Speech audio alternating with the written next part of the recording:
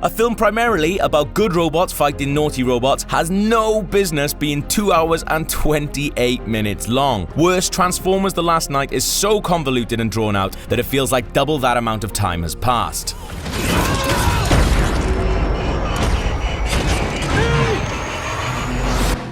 You are out of your mind! Just like the rest of the series, Michael Bay's fifth Transformers film sees the Autobots, they're the good ones, fight the Decepticons, and they're the naughty ones, for little more reason than that's simply what they do. And just like the rest, it tries to crowbar Transformers lore into human history and legends, almost to the point where it seems like Earth belongs more to these big old cars with faces than to us. This time around, it's King Arthur and the Crusades, where we see that Merlin, played by a particularly silly Stanley Tucci, was given a magic staff by a Transformer, and that staff is now the key to saving the Transformers' home planet of Cybertron. If that sounds familiar, it's because the same idea is literally what happens in almost every single Transformers movie to date. In the first film, it was a dusty old pair of glasses that held the key to saving Cybertron, and now it's a big stick. 1,000 years we've kept it hidden. Protect Earth from what was destined to arrive. Mark Wahlberg is back as Cade Yeager and spends the entire film looking totally confused by every situation he's presented with. He's helped by Laura Haddock's Oxford University professor Vivian Wembley, who adds a more badass air of smarts to the Transformers movie's leading lady mold.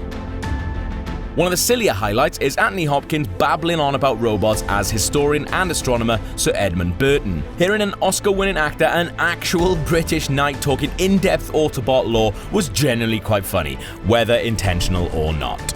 Wahlberg and his friends end up embroiled in the plot to find Merlin's staff and do a thing to help the Autobots restore Cybertron to its former glory. Forgive me.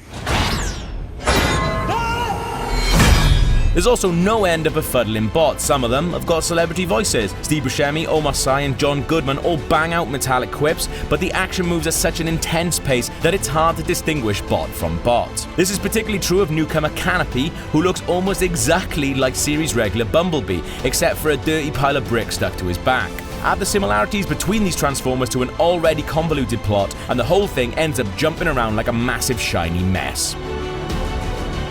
Michael Bay has now been making Transformers films for more than 10 years. In that time, the series has moved on very little, and The Last Knight is the loudest and most explosively dull installment yet. If you want to check out more of our summer blockbuster reviews, why not watch our review of The Mummy or Baywatch, because we also didn't really like those either.